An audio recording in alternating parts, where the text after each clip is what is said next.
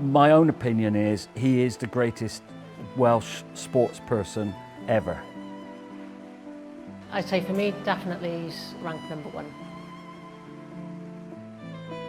A cyclist in the modern era, I mean, I don't think there's anything like it.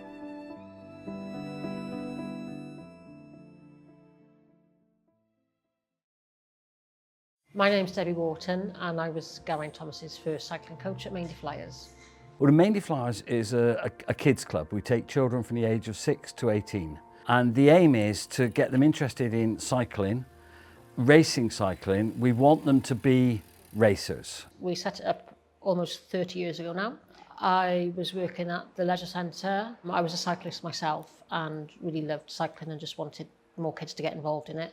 The cycle track was under threat of closure there at the time, and we wanted to get just more uses out of it. People used to come in and swim in the leisure centre and say, what is that out there? So we set up a little club, the Maindy Flyers as it became known as. And the club had been running about 5 months, 6 months, and Geraint arrived. He was down here at a swimming gala. He swam with Llanishen Leisure Centre. Saw the cycling going on. Next week came back with his dad to have a go. So all those years ago, he was a very, I'd say, quiet, just average 8-9-year-old boy. He sat on the bike really nicely, but he was just one of the crowd, really, one of the lads. The Maindy Flyers at that time was a bit like a youth club. And we would go off to races in a minibus and we'd have a really good laugh. And if there was something going on, Geraint was always in the middle of it. He was always one of those characters and like I say, very popular. He also had a very wicked sense of humour. He would, if there was a prank in the offing, Geraint would be involved in it somewhere. And he clearly enjoyed cycling. They got into it in a big way. He was clearly quite good, not outstanding as a beginner. He was 9 years old, but he progressed very quickly. As he developed around about probably 12, 13, and we started to go to higher quality races and we went to national championships, that sort of thing, you could see then that he was way above other people of his age. His leg speed was fantastic. I've still got like images of him with his baggy Maindy Flyers jersey tucked into his shorts and riding around Manchester Velodrome and winning medals, on just bog standard equipment, and people going, wow, come and have a look at this boy, he's quick. There were kids around who would get upset, they'd sulk, they'd throw chairs. Geraint, if he lost, and that wasn't very often, but if he lost, he'd always go and shake the winner by the hand, congratulate them, and then come back and say, right, now what do I have to do? What do I have to improve on to beat them next time? It was never what do they have to not do. It was always what's in my control. What have I got to do? And he would go away and he would do it. And he would constantly improve.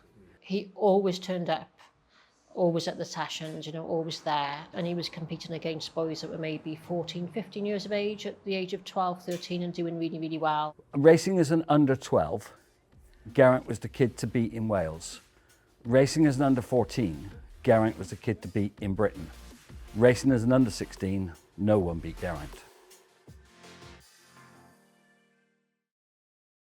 Known Geraint, I suppose, since he was about 14 or 15, and when he started on the talent pathway, and then worked with him sort of pretty much since in various sort of areas, whether that was coaching in his early days, Commonwealth Games, etc. He was obviously down at the Maindy Flyers cycling club, and the national coach at the time and myself went along to see one of the sessions, and that national coach at the time said, there's someone there who looks like there's something special about them. And that was just from watching him ride round on a bike. That wasn't anything to do with times, it was nothing to do with performances. That was just literally how he rode a bike. As a young bike rider, relatively new to the sport, the way he sat on a bike, it was very natural. He was a very natural athlete and a very natural cyclist. Time went on and evolved then into sort of, becoming part of what essentially, was the talent pathway at the time. One of the things that always stood out wasn't just about talent with Geraint. It was very much around his determination That's one of the things that has been throughout his career. Literally hard as nails, would suffer as much as possible, and the hunger to win was the things that really stood out for him. You know, as a sort of 18-year-old, you know, he won the junior world title scratch race in Los Angeles. He also had some brilliant road performances as well. And the pathway was sort of quite clear for them back then. It was very much around, if you've got the ability, right, let's focus on trying to get to the Olympics. And then if a road career comes afterwards, then brilliant. And then, you know, we know where it went then after, you know, he did the two Olympics, and then after that then sort of started to focus more on the road. His Tour de France victory was amazing. Geraint was riding for Chris Froome. They were joint leaders of the team, but everybody was expecting Chris Froome to be the standout rider. And then as the Tour went on, Geraint was riding better and better. And I think the moment where it really changed was when he won up Alpe d'Huez. And then you could see, of Sky riders, he was the one who was likely to win the race. Then the final stage, we all got together in a cafe down in town. So there were well over 100 of us there with the press watching the stage go through. We had a party down here on the last day, I think, and we had I think we had a screen down here, we had pizzas and everything, and there was a few hundred people down here. You know, I was in Paris and seeing him go down the Champs-Élysées in yellow. To see any Welsh rider in that position was, you know, was emotional. Yes, that elation when he crossed the line. He was the winner of the Tour de France. We were at home watching on TV. My husband said to me, "Your phone's going to start ringing," and virtually within a few minutes, my phone started ringing, and it was people like BBC Wales, Radio Wales. Ringing up saying, "Oh, could we have an interview? Could you give us a few words? You know, what do you think about this? Geraint's got the yellow jersey." Afterwards, he's on the Champs-Élysées, he's on the podium, he's got the microphone, and he says to all those kids back at Maindy, you know, what an inspiration. People come down now, they see the mural up on the wall, so they see that, they see his signature in the changing room, the jersey, etc. on the wall. And this year we've had young riders out in the Tour de France, supporting the Tour de France, and going out to watch Geraint, and they were only perhaps 8 or 9. So when he won the Tour de France, they were 3 or 4 or whatever. So it's enduring, it just keeps going, you know. I don't think people always appreciate how big an influence he has on people. I mean, he even managed to remove rugby from the #1 slot of the Welsh sports programmes for 3 weeks during the Tour de France. It was brilliant to see this cyclist getting all this success, all this attention, and couldn't have been deserved by a better person. You know, that was the legacy to that victory was absolutely massive. And then, you know, Olympic Games, phenomenal. You know, being in the car behind him to win the Commonwealth Games in Glasgow road race was also special. But I think the Tour de France, you know, and the legacy to the Tour de France victory was absolutely amazing.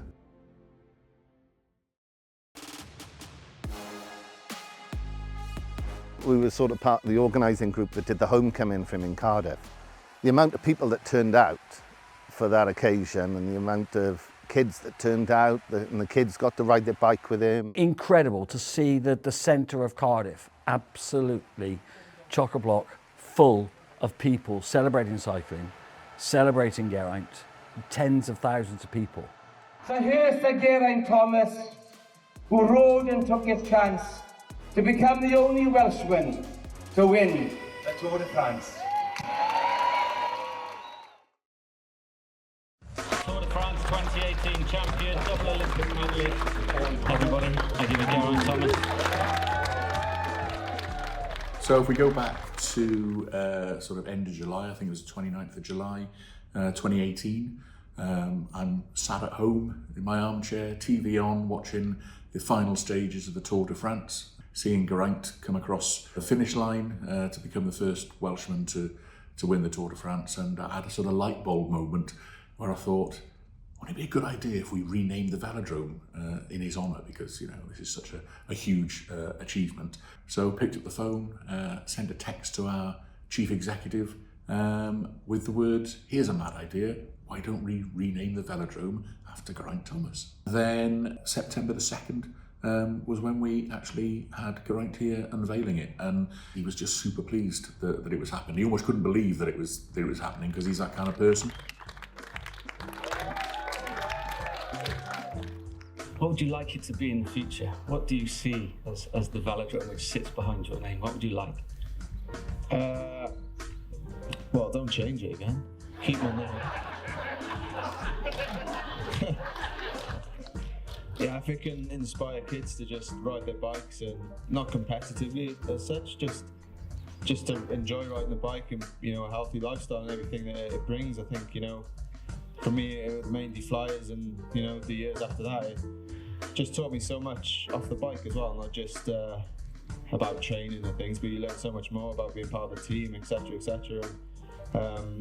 So yeah, if more and more people can come and enjoy the velodrome and enjoy riding their bikes, and well, yeah, that'll be great.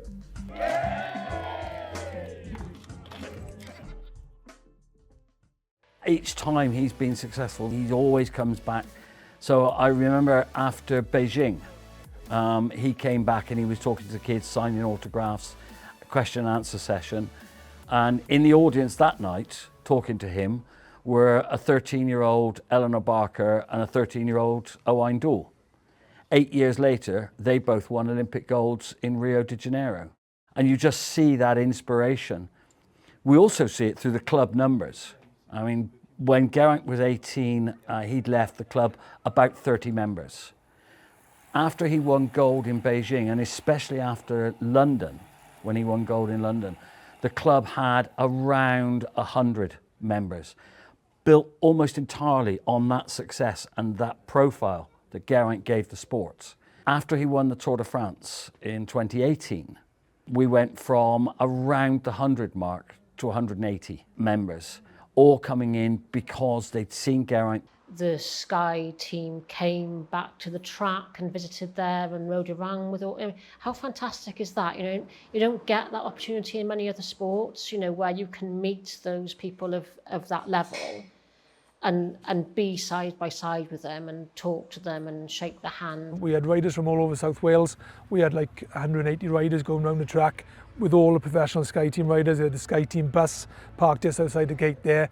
It's like memories which you'll never forget. It's mind-blowing. It really is mind-blowing. He's the same G that I knew and met many moons ago. I think that's one of the probably strongest attributes, is that he hasn't changed. He stayed humble, stayed pretty grounded. Like in the public eye, he seems quite like out there and extreme, but I'd say he's quite reserved, definitely quite chilled. If he was any more laid back, he'd fall over. Probably the best memories I've had with G was that summer after the 2018 Tour de France that he won. Yeah, we just let loose and we just enjoyed it.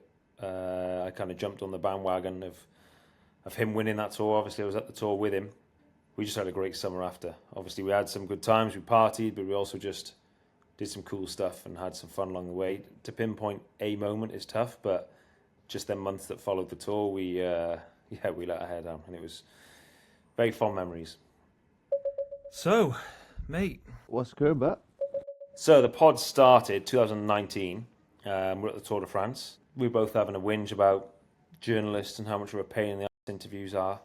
Of course, G gets many more than myself. And we said, how would it be if we just did a podcast, and then any interview either of us get asked for, we just go, see the podcast, mate. You're a fan of the sport, and during the career, you're in the whirlwind. You're in a whirlwind of the sport, and after you realise you're still a fan of the sport. So you're talking about something you love. You're talking about something you're knowledgeable about, so you back yourself. Me and G press record, have a chinwag, press stop, and send it out. I like the kind of format or lack of format we have with the pod. So yeah, I really enjoy it.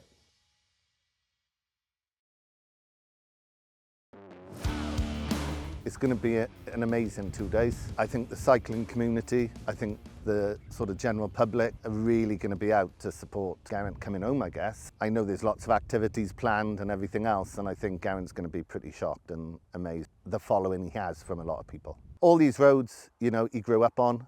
He rode on when he was a young athlete before he became professional. The Tour of Britain coming to South Wales is fantastic, isn't it? I mean, have the tumble on a Saturday and then come down through Cardiff on a Sunday. I think the interest they'll generate will be brilliant. I just think it's a fitting way, you know, to have these two stages, you know, for him to finish off in Cardiff, hometown, home roads, home crowd. I think it's going to be absolutely amazing. I think we'll see tears from Geraint, and I think you'll see a lot of tears from other people as well. Where he started his cycling, his very first dip into cycling at Maindy track, he's gone completely full circle, and his last bit of cycling, his last competition as a professional cyclist is going to end virtually at Maindy. Like, how fantastic is that? To me, that's just like, wow.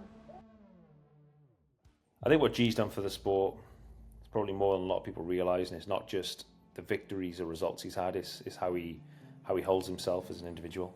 A cyclist in the modern era, I mean, I don't think there's anything like it, because he's done it on both the track and the road. He's done one-day races, he's done 3-week races, and he's been successful in just all of them. Right at the top, right in the top echelon, because he's done something that no other Welsh person has ever done. In win, you know, the Tour de France, which is the most famous cycle race in the world, and that sets him apart from everybody else. So, you know, absolutely in the very, very top rank. The other thing he leaves as regards to legacy, I think, is his personality as well. You know, the way he comes across, he's not aloof. He come down to talk to you now. So again, people can relate to him and understand him and want to be like him. You know, you'd be more happy if your child grew up and turned into Geraint Thomas, not just from the way he cycles, but from the way he holds himself and talks. And I think you can understand he's proud of where he's from. And that comes across in everything about him. So yeah, I think his legacy is massive. My own opinion is he is the greatest Welsh sports person ever. What he has done, what he has achieved, the standard he has achieved within this sport is greater than any other Welsh sports person has achieved within their sport. And I include Gareth Bale in that.